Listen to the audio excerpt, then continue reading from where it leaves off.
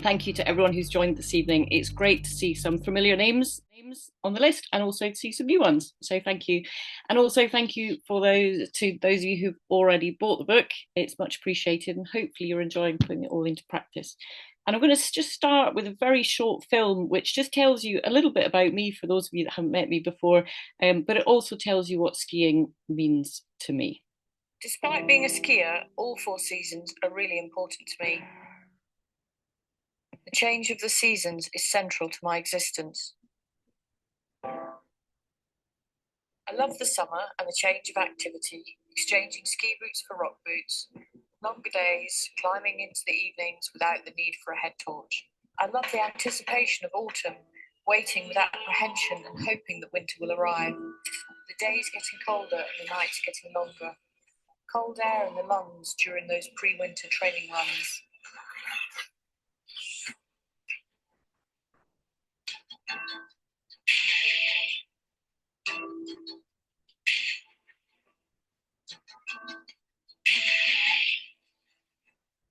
But it also presents my greatest struggle, the uncertainty of what winter will bring. When winter does arrive, it's like a homecoming. Although the mountains are always beautiful, they're most appealing in their winter coat. The mountains look different every day in winter, with the smallest of weather change resulting in big changes to conditions on the hill.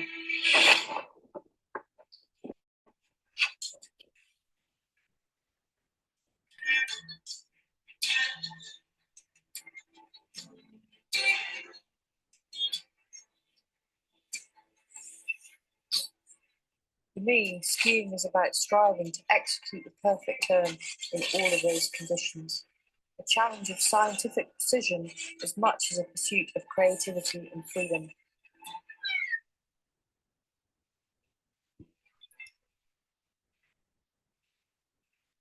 I love all of the seasons, but somehow that love always revolves around winter. So I recognise that skiing means different things to different people. And for some, it's about engaging with nature. For some, it's about being in the hills with their friends. For others, it's about journeying efficiently in winter. For some people, it's about speed and jumps. But for me, if I'm to drill it right down to what makes me perhaps walk up Cairngorm when there's no snow, to a little patch over the back of the hill, it's about that feeling of executing the perfect turn. All the other things are important, but that's the key one for me. And what I hope to do this evening is just share a few of my ski experiences with you, chat a little bit about the book, and then hopefully give you a few tips that will help you to execute the perfect turn, and if not, hopefully to have fun trying. So I was introduced to skiing by my parents on the golf course in our hometown of Banchory. Back then, I remember there was snow all winter. And we'd go to this golf course where there'd be people sledging and we'd slide down. My parents would pull us back up with a pole. And one day they said to us, "Oh, I think you're ready for the ski centre now." And that was the first I knew that there was more to skiing than this little hill that we'd been on. So they took us up to the left where we were faced with all these lifts, which were a huge novelty. And it was a real challenge to get up these lifts. I enjoyed going up them, and we were rewarded when we were successful at going up the lifts. And I have a very vivid memory that I thought skiing was about going up the lifts. I only came down so that I could go back up again. And somewhere in the intervening 40 years, that must have changed, because now it's most definitely about the turns and not about the lifts.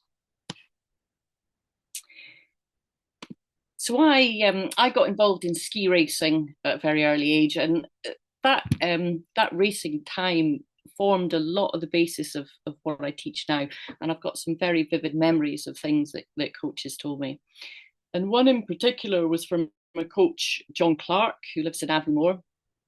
And he said to me at the end of the season, he said, how many hours have you skied this season, Alison? And I said, well, we've done about 100 days, 6 hours a day.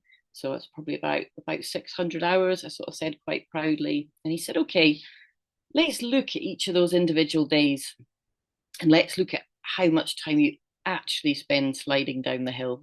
And he very quickly changed my 600 hours down to something like 50 hours. So if we then put this into a recreational context, I don't know, members of the Eagle Ski Club, what an average ski season would look like for you, but let's say maybe 2 to 3 weeks. 2 to 3 weeks skiing would be something like 8 to 10 hours of actual moving time downhill. Now, thankfully, the idea that we need to spend 10,000 hours at a sport to become a master at it is widely disputed nowadays. In a similar vein, if we look at a week's touring, we're likely to do maybe 6,000 meters of ascending and descending. If we ski off the lifts in a day, we do about 6,000 meters. So in terms of if we want to develop our downhill ski ability, I'd highly recommend spending some time skiing off the lifts, even if it's not where our love is. If we want to improve our skiing, it's definitely something to think about. So with the knowledge of the fact that we don't actually spend that much time sliding downhill, what I thought about is I need to have much more of a blended learning approach. So something that I engage a lot in is cross training. And I talk very, very briefly about this in the book, but engaging in sports that involve similar movement patterns and similar duration of intensity. And so mountain biking is a really, really good one that I find incredibly useful. And interestingly, lately I've had some mountain bike coaching and I hear exactly the same words being said to me as I say to people on skis, like look at the exit of the turn, for example. The other thing that I think about quite a lot in terms of sort of blended learning is thinking about the time that we were on the lifts for. Now, when I was skiing at the Lech, they were all drag lifts. So I was on my own and I would use that time to often think about the run that I just had or the run that I was going to have. When we're skiing on chairlifts, we tend to use that time to interact with the people that we're with, but it's fascinating to see how that chairlift time can sometimes hinder people's performance and they see things that they don't like, or people talk to them in a way that makes them apprehensive, or that time can really enhance people's performance. And some of you might be aware, a colleague, Derek Tate, who has done a master's in applied positive psychology, and he did his dissertation on how to use chairlift time positively. So it's definitely worth having a look at that. The next thing that I think a lot about is visualization. And some of you might well remember the Italian ski racer Alberto Tomba. And the rumor was that he would have 100 runs an evening in his head, which would significantly increase the number of runs that he did per day. And I'm definitely an advocate that visualization isn't just for professional athletes. Everybody can do it and should do it, and it makes a huge difference when you're on the hill. The next thing I would think about out with the ski time is videos. So I do a lot of video analysis when I'm teaching, but I also watch a lot of videos of people skiing. I'll watch videos of myself skiing. Anything just to, even if it's just at the start of the season, to get us enthusiastic about the season. So videos are an incredibly useful thing to do. And then the other thing we could do is we can look at books. And there wasn't really one when I was learning to ski off-piste 30 years ago. And what I decided to do was perhaps write the book that I wish I'd had when I was learning to ski off-piste. So for a long time, I resisted suggestions to write a book, and I didn't really believe that you could learn that much from a book. And the real shift for me was when I found myself reading books, specifically in two other sports, one open water swimming, and I found myself looking at a swimming book quite a lot and referring back to that book. I'd do a bit of coaching, a bit of practice, and then I'd refer back to the book. And the same with mountain biking. And that was really a shift when I thought, actually, I could write something that might be useful to people. So I hope this is useful to people in the same way that those other books have been useful to me in other sports. I envisage that some people might read it cover to cover once, some people might dip in and out of it, some people might use it when they're going to explain something to somebody else. There's lots of different ways that I hope that people will use the book.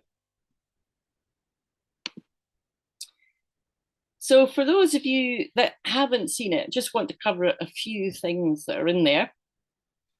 One section is called Key Movements, and that's really movements that I've found over the years. I just keep referring back to people that they're fundamental for skiing off piste. They're fundamental on piste. The big difference is off piste, if we don't do them well, they have a massive impact on our skiing. On piste, we can get away without doing them. And the three movements that I refer to are, one is about balancing over the outside ski, which I'll chat a little bit more about later on. One is bending and stretching. And quite simply, I'll give the example for that one of if you were going across some smooth snow, let's say a pisted snow, and you went into a drifted snow, if you do nothing, when you hit that snow, your skis will stop and you'll go over the front of them. And I'm sure we've all done it before. What we want to do is, as we transition into that deeper snow, we want to bend our legs. We want to sink down. And that's what keeps the tips of the skis floating as we go into the deeper snow. So bending and stretching is one of the key movements. And the other one that I talk about is moving forwards into the turn.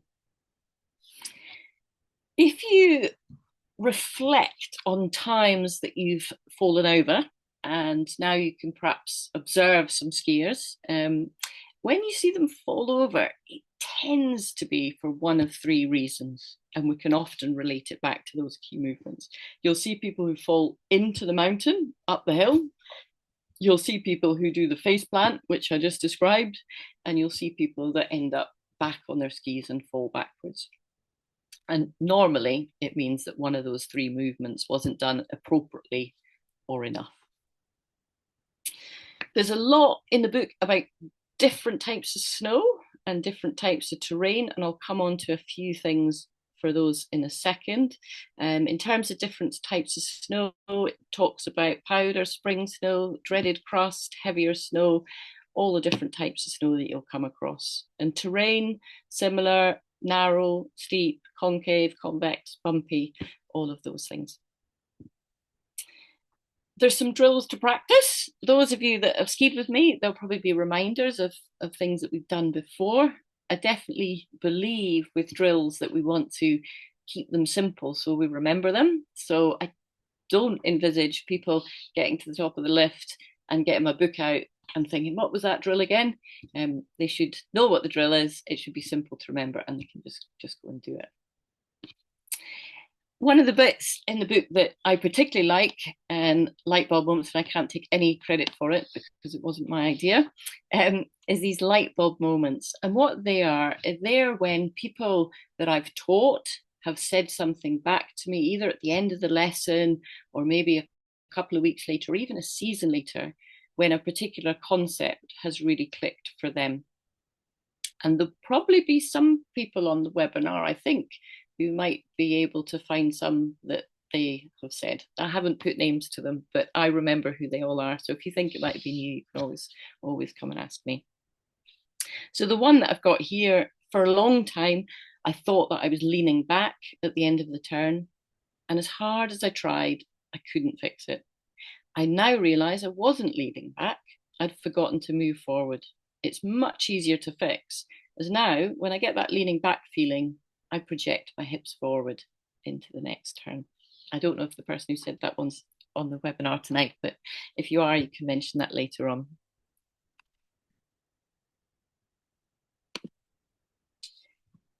So one of the challenges of writing the book, and something that I've battled with for a long time, is that I do use video a lot when I coach, and I find it incredibly useful. And I have thousands of bad images of me skiing. Everybody has them. it's much harder to get a good image skiing. And I don't want people to start looking at images that don't show movement to analyze their skiing. But obviously, I had to put images in the book. So hopefully, by putting in a series of shots, we've managed to convey the element of movement. And I'm incredibly grateful to all those people who did lend some photos for the book, and particularly those that highlighted just a few key things that I think are bad habits. And I use that term reluctantly because a lot of the time when I'm coaching, I talk about developing new habits, and generally we don't have bad ones. We just need to use the right ones in the right place. But there are a few that are bad, and I've been very grateful for people that have had photographs of those things that I've been able to put in the book. And this is just an example here of one of the drills. It's just the drill, I'm sure those that have skied with me have done it. It's to help us to balance over the outside ski. And all we've done is tilted the poles to match the angle of the slope. And that means that we're balanced over the outside ski. So I wanted this evening to give you just a few key things that you can hopefully, if you're going skiing tomorrow or next week or next month, you can go, I'll do that. That'll be helpful. And I've picked out 3 key things that people often ask about: poor visibility, crust, and steeper terrain. Now, arguably, you could just choose to avoid those conditions, and that wouldn't be a bad strategy. But hopefully, if you do find yourself in these situations, then these little tips will help you. So if we just take a look at poor visibility, and if you take a little look at the chap in black on the right hand side, and you can see in this situation, actually, both of his poles are dragging on the snow. But if you look at his right hand, his uphill pole, it definitely looks like he's starting to brace himself on it, to use it for a little bit of support. And that's not necessarily a good thing. So if we look here, this chap's doing exactly the same thing. He's using his uphill pole to give him what he thinks is security, but actually a false sense of security. And if we look at this image here, what we can see is that the chap's hand has actually gone down on the snow. And it's pulled him out of balance on his outside ski and into the hill.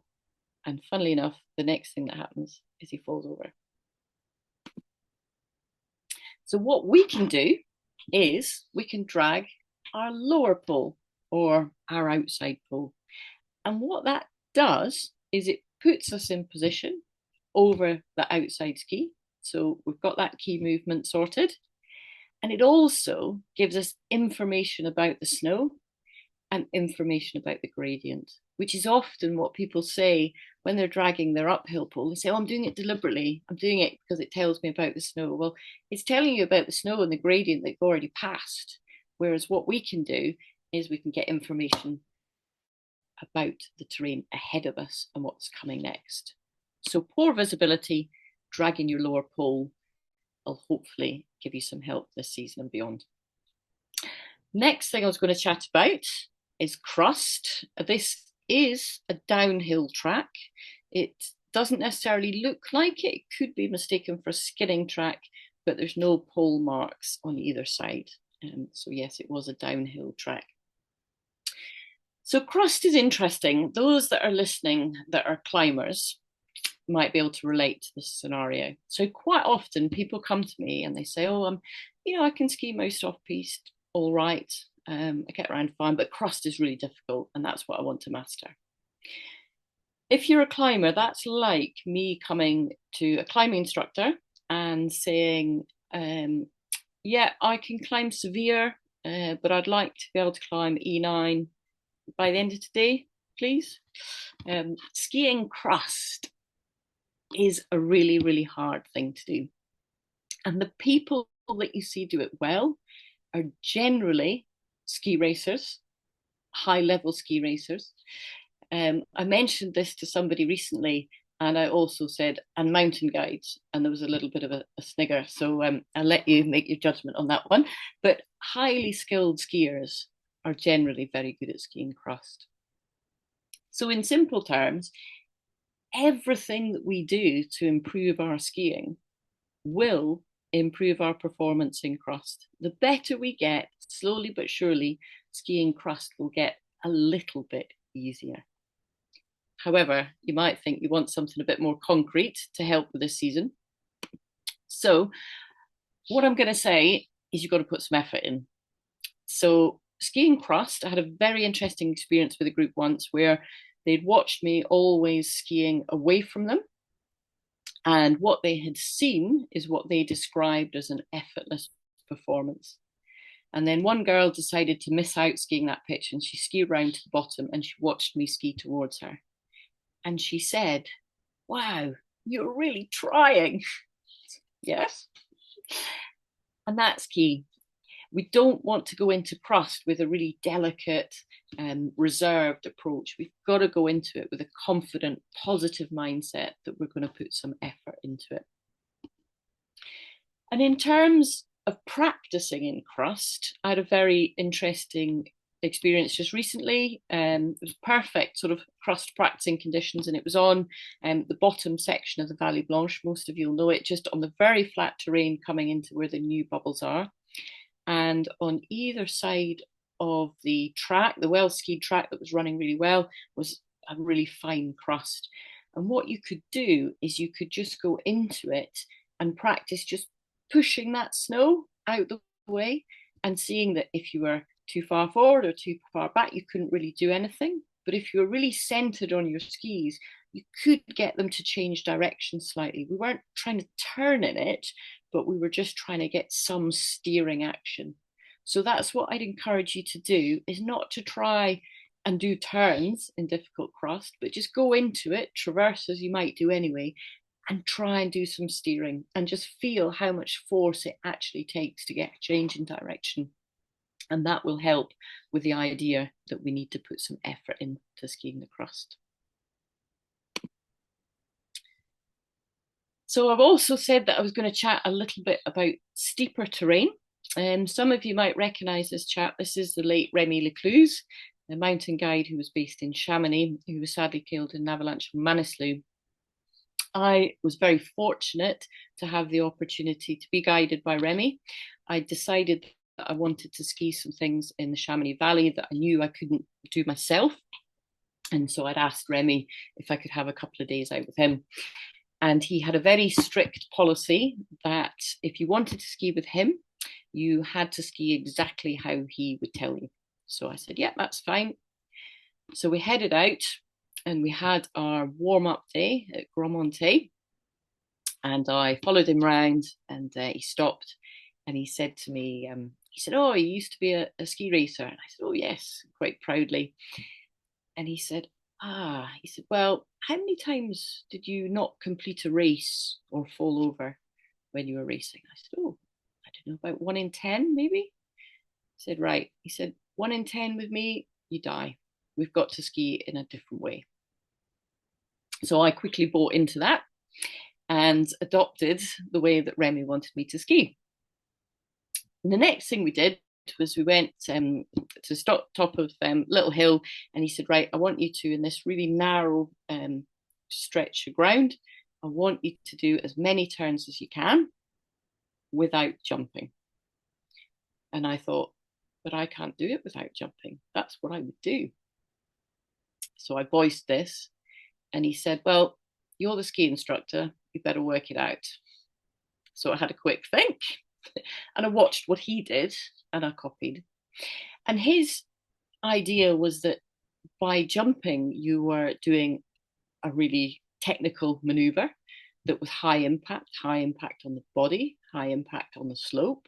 And we could achieve exactly the same thing on the snow with much more precision. So that's what I advocate when I'm teaching people and people ask about steeper terrain. And there was one thing that he was also very, very keen on, and that was using a double pole plant. which I find for some people it helps, some people it doesn't, but it's worth considering. But if there's one thing for steeper terrain that I would get you to take away, and that is, first of all, I'm going to say actually steeper terrain, I think of it as anything that makes your heart beat faster because of the gradient. So on one day, that might be 20 degrees for one person, it might be 35 for another, and it will change on a day-to-day basis. But when I'm in that terrain, I need something key that's going to bring out the best in my skiing. And often all I think about is where I pole plant. And I want to pole plant behind me. So if I can stand up at it, if you can still see me, but if the screen is downhill of me, if I pole plant in front of me, I've completely blocked my body to the mountain. Whereas if I pole plant behind me, I've opened my body up to the hill, and then I then can start thinking about projecting forward. Whereas if my pole plant's there, I cannot project forward at all. So pole planting behind you, near the back of your binding, in fact, can be incredibly useful. This is a mountain guide, Mike Brownlow, in Hayfolk Gully on Anchellach, and you can see where his pole is. It's by the back of his binding there, and that's opening his body up to the slope, and he's got to turn in an incredibly small space. He hasn't got much room in front of him at all there, and pole planting behind him will help significantly at that moment. So the last thing that I'd like to chat a little bit about is balancing, and the ing is the really important bit. So often I think as skiers we think about being balanced, and that's what we perhaps incorrectly strive to be, whereas what we want to do is be good at balancing. And the difference, if you imagine a pile of stones, a cairn, those stones are balanced on top of each other, but a slackliner is balancing, and they are constantly moving, they're constantly adjusting to stay on the slackline. And as skiers, we want to aspire to be the slackliner. And those momentary losses of balance that we get, that might be constant if we think of the slackliner, those are really positive. Those are us training. Those are us regaining balance. That's what makes us a much, much better skier. So just to have a little look at this.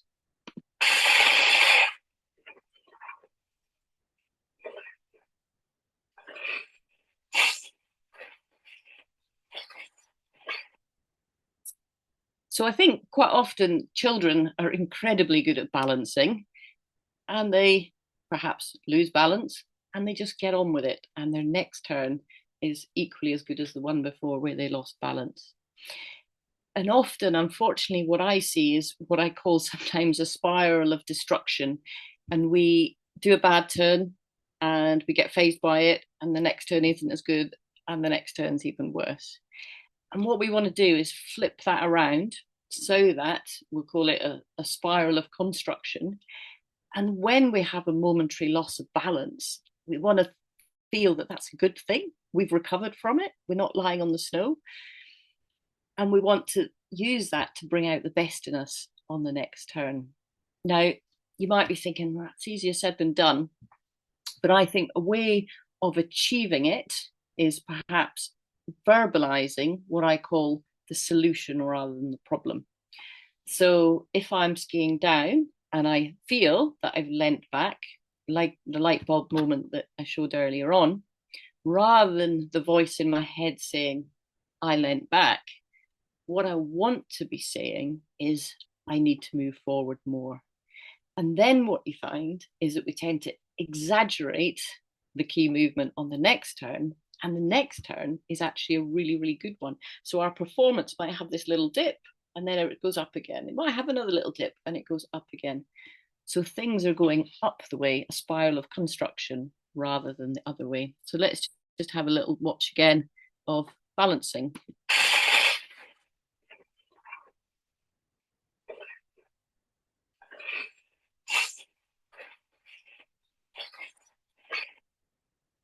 It's okay to do that, and you should be pleased when you do. So, in summary, if we want to improve our downhill performance, we need to maximize the time spent skiing downhill. And that might mean using a variety of methods, because the actual time spent sliding downhill is often quite minimal. 3 little takeaways that we've got: poor visibility, we can drag our lower pole, and that'll help keep us balancing. Crust, we want to put lots of effort in, and we want to feel that we can steer the skis before we think about turning them. And in steeper terrain, we want the pole plant behind us, and that will in turn help us to move forward into the turn. And just remember, when you're balancing, it's positive, you're training, and you're improving. Often when you have a really ragged run, it is one of the best runs you've ever had. So thank you very much. And I'd like to take this opportunity just to thank all the Eagles that I've worked with. Something that I say in the book is that I wouldn't be able to write the book if it wasn't for having the opportunity to work with so many different skiers. So thank you for coming on the courses, and thank you for being enthusiastic about learning. And we can take any questions, I think. Brilliant. Thank you. Yes, I need to spend less time slogging uphill. Biggest problem with loving ski touring and not buying a ski pass is I don't get nearly enough time skiing back down. So yeah, okay. Some questions. I did a quick poll. It sounded like about 5 or 6 people already own the book and got some very enthusiastic responses. At least one person has bought the book during the presentation. So they've got it coming. There was a question here from Kath Saunders saying she really loves the book. Where's a good place to post the review, particularly if we bought it from Pesada Press? Where do we go to review it for you? Yeah, very good question. Thank you. So you can go onto Pesda Press's website and you can leave a review on there. And equally, Amazon's a very good place to leave a review. But also anywhere you bought it from. So if other people have bought it from Waterstones, you can leave a review on Waterstones' website. Okay, that's great. Question from Sebastian. You did cover it a little bit, but what prompted you to write the book now? Yeah, good question. Friends, really. A couple of friends in particular. One author named Susie Allison, she wrote a trail running guidebook to Scotland. So I'd seen her go through the process, which I thought was achievable. But what I hadn't really bargained for, that writing a guidebook, not necessarily easier, but she had a formula that she could just repeat 50 times. I realized I didn't have that formula. So yeah, there was a few key friends that helped in that process. And so the question for me, how hard is it? As you said, you use video a lot in the instructions. It's very much a movement-based activity. So how hard is it to turn that into like 2 dimensions, into still static photographs? Yeah, really hard. And the photographers I work with will agree with that, I think. Can we do it again? Can we do it again? Can we do it again? There was a lot of images that were deleted. And there was some good advice I got about trying to read the descriptions without the pictures and seeing how much sense they made without the pictures, and then hopefully the pictures would enhance what you'd already said. But it was incredibly challenging. One of the things I did that I hope has worked is once I'd written all the text, I left it for a year, and then the next season when I was teaching, I would, after a day's teaching, kind of refer back to some of the sections to see if it was what I'd actually said on the hill. Oh, right. That's interesting. Whole process behind it. Tim, do you want to unmute your microphone and ask your question? And I'll just scan down through the chat while you do that. Yeah, hello, Alison. I've been on one of your courses about 6 years ago, something like that, Off-Piste Challenge. Um, well, there's three questions really. First one is about I learnt in my 20s in Austria. Then I learnt in France, and then I learnt in Switzerland. Each country taught me slightly, well, quite noticeably different ways of skiing.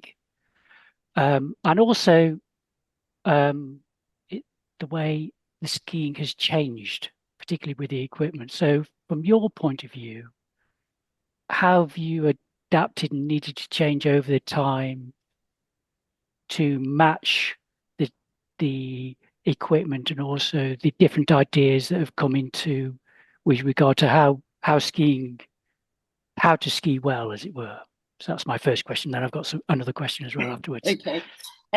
Yeah, so I think firstly, in answer to that, I think I could quite happily talk about how skiing has changed massively, but I could also quite happily talk about a lot of it still the same. So it was interesting for me. I don't know if anybody here has read Ali Ross's book, and I picked it up for the first time relatively recently and was fascinated at the similarities between things that he'd written and that I'd written. And I think there's probably 30 years between the books. So yes, things have changed, but also a lot of things have stayed the same. And I think, how do you keep up with that and adapt to that? It's constantly observing things and thinking about what things are important and what things aren't so important. So a classic example would be, how far apart do we have our skis? And we were taught a long time ago to have them a lot closer together, and now talk about having them further apart. But actually, for some people, it doesn't matter because they can ski really well with their skis close together. So we don't necessarily want to spend hours trying to change that when there's other things that could make bigger changes to their skiing. I don't know if that answers your first question. Yes. And the second one would be, have you noticed a difference in the attitude of your students over the years, the way they've come, their attitude when they've come? So they've come with an open mind, or they've just said, oh, blah, blah, blah. Has it changed over the 20 odd years you've been taking these courses? I would say no. What has changed for me is when I first started teaching skiing. I worked for a ski school in Maribel, and it was great, but they were primarily offering lessons to people that came for 1 week skiing a year. And I found that incredibly challenging because perhaps they weren't so open minded about it. In some cases, it was maybe more about how the skiing looked rather than how it felt. And I think I've been incredibly fortunate, since then, of working with folk like yourselves who have objectives of ski touring. And it matters how it feels. It matters how efficient it is. You want to feel like you've got the energy for the next day. So I don't think in recent years people's attitudes have changed so much, and I think that's because I'm incredibly fortunate in who I get to work with. Now, my final question is the light bulb one, which is the one I'm searching for, is I've not yet been able to master jumps. I'm not talking about jumps where you basically take air and land. For some reason, this is an area of my skiing which I'd love to be able to master, and I cannot do it. Whenever I fall, I lean back. I know I'm leaning back. And you mentioned this thing about don't think about leaning back. So I'm going to apply that one now. As soon as you said it, it popped into my head. Um, And I take it you mean going off a jump rather than a jump turn, is that right? yeah, yeah. Well, it's not. I'm not necessarily talking about jumping, because that implies that you're going up and you're jumping. It could just be a drop, so you're going off a ledge to drop down, which is really what I'm thinking about. So, say you're in a wooded area when you want to drop off between trees and do things like that. This is the bit I just love to be able to do it, but I just cannot do it. But when you mentioned don't think about leaning back and think more about going, oh, I'm going to apply that next weekend. Good, good. And it's interesting that you mentioned that, because there is, I don't know if you've looked at the book, but there is a section about exactly those types of things. And I ummed and ahed about whether to put it in or not, because I'm not somebody that loves going off jumps. There's far better people to teach you about that. But I recognise that sometimes your skis end up in the air, and it's nice to be confident about it. So I did include it. I'd need to refer back to check exactly what I wrote. But one of the things is I really just think about the landing. And even the word jump sort of gives this impression that something magic happens at the start, but they should almost be called landings rather than jumps, because it's all about the second half of it. Yeah. And the book, does it just get posted to the UK, does it? Yes. So if you want to, if you're abroad, let me get this right. Backcountry Books, I can ask Kathy to have a look and put it in the chat. They will post anywhere in the world. Okay, thanks. That's me done, Kathy. Great. Well, actually, that jumps straight to Paul's question, which was where to buy in the Chamonix area. So if you're on the continent, you need to mail order from Backcountry Books. Exactly, yes. However, in Chamonix, I did go into 2 bookshops, Maison de la Presse, and there's a relatively new bookshop. I forget the name of it, but it's just down the road from the McDonald's. And both of them said they were getting it in. There is also a small supply of them with a friend of mine in Chamonix. So if you can't get in either of those 2 shops, feel free to get in touch. Great. And then a sort of a second question. It's not available right now as an ebook. Is that something that you might do in the future? I hadn't thought about that until you said it. So thank you for the idea. Yes, that was a question. As somebody who lives in Andorra and buys all my books in English straight online, straight onto my Kindle, well, basically I read on my iPad, so the illustrations are just as good. I'd love to see an electronic version. It also means you can have it with you on your phone, when you're skiing as well. So yes, please. Thank you. Right, slightly more detailed questions from Leonard.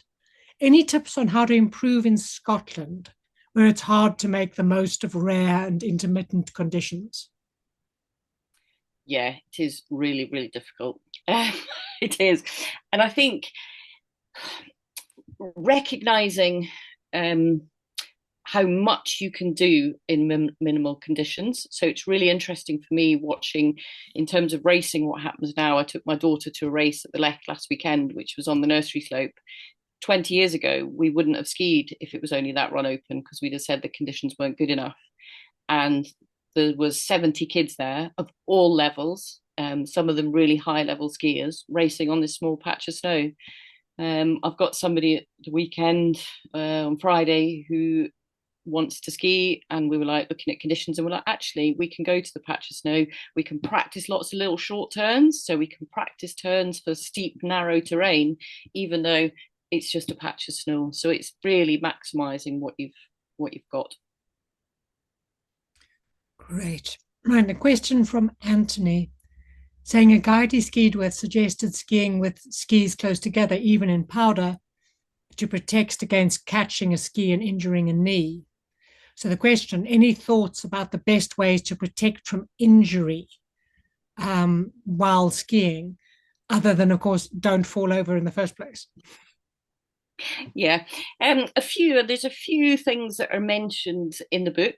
I mean, firstly is obviously the physical training that we do in advance of going skiing and warming up.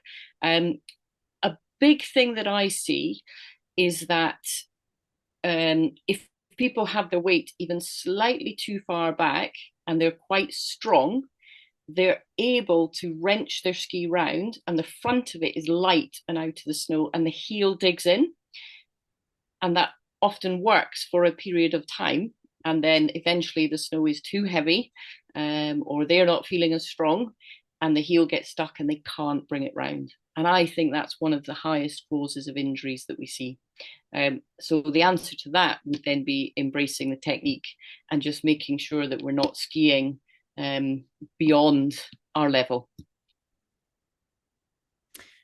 Great. A question from Anna.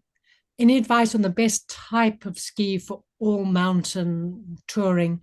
Sort of millimeter underfoot, light or heavy boots, kind of that kind of general advice. Yeah, so I normally say not around 90 underfoot. It could be a little bit less if you're sort of in Scotland more, and a little bit wider if you're in deeper snow. But that's what I ski on. One pair is 88 and the other's 90, something like that. I think that's a really good all-round ski. I don't go too light, not like a skimo racing light, but now you can get pretty responsive, reasonably light skis. That's something that has changed. And in terms of boots, actually, as well, the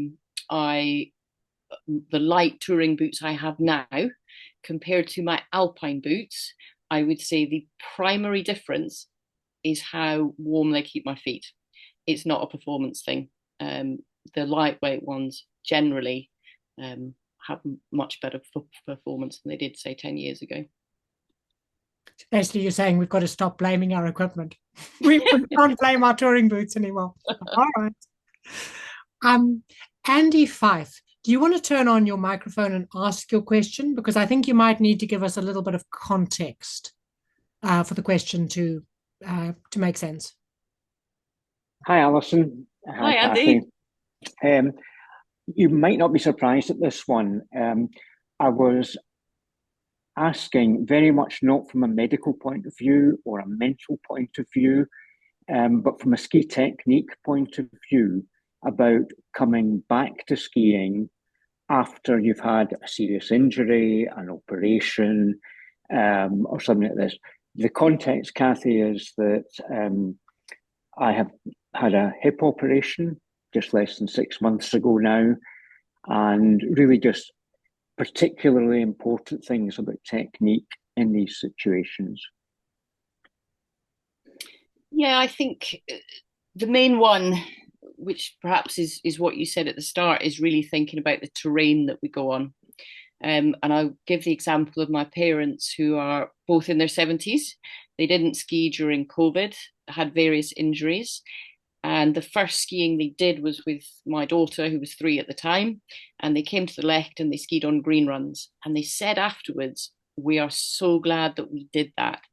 And they said, had Abigail not been with them, they said we'd have gone on all the ones we normally go on. But they were forced into a situation which was actually incredibly, incredibly good for them. So starting gentle, and then just thinking back to basics in terms of your technique. So not trying to perform at a particularly high level to start with. If you're watching any videos, videos of a sort of plough parallel, good intermediate skier, and trying to replicate that performance before we try and replicate the performance that we had previously. Thanks very much. We can do more of it when I see you. Yeah, for sure. Right, Tim has popped in the link for Backcountry Books. So for all our people outside Britain, that's where you can order from. Thanks, Tim. Actually, a question from me coming off what we've just had. You recommended video, obviously, as a great way to look and help us visualize and maximize our off-ski time. But there are so many videos in the world. Any recommendations for particular channels or video sources where we think we're actually looking at stuff that's good? Yeah, so interestingly, I don't know this chap that I'm going to recommend, and I've never met him. And he's a British ski instructor who works in Sur Chevalier. Darren, I can't even tell you his surname, and I think his app is called Ski School. And when I've looked at it, I've really liked the language that he used, and I think they're really clear demos. It's really similar language, I think, to what I use. So that's what I would recommend. Excellent, thank you. Right, do we have any other questions from anyone? Tim is back. Go ahead, Tim. Yeah, sorry, I spent the weekend skiing in Courmayeur practicing. That's why I've got lots of things in my head at the moment. When I'm on the lift, my visualization is to watch other skiers. But but I'm not quite sure whether that's a good idea or not, because I spend my time looking at it and just going, ooh, that's not very good, is it? Or that's quite good, but it's not really visualizing what I'm doing in my head, just whether it's a good idea or not. Yeah, that's a really good question. That's really interesting. You could have a discussion about that all night, I think. Yeah, it depends who those skiers are. And I think where it is useful is often it tells you a lot about the snow. So you're also listening to the sound that their skis are making on the snow.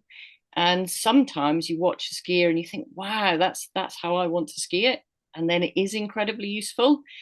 Sometimes if you're watching less good skiers, but you're analysing them and you're thinking, oh, that's what they did wrong and that's what they would need to do to correct it, then I think that's really useful as well. When it's not so useful is if we maybe see them struggling and then we start going, oh, that snow must be crusty, or making kind of judgments like that. So I think as you watch them, you have to be really careful what thoughts are going through your mind.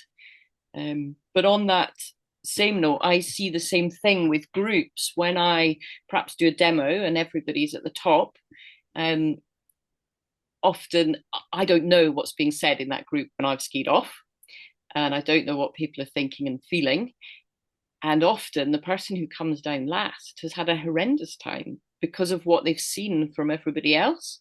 It's amazing how that time can either really hinder their performance or it can really help it. And it's encouraging people to do things like just have positive conversations with each other, not saying, oh, that looks really difficult. Oh, I'm going to struggle down here.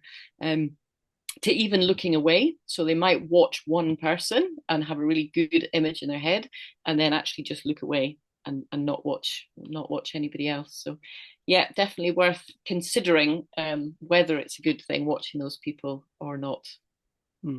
Because on the video thing as well, we found that we do that. So one will go down and say, right, I'm going to video. And as soon as somebody says that, everybody's ups their game.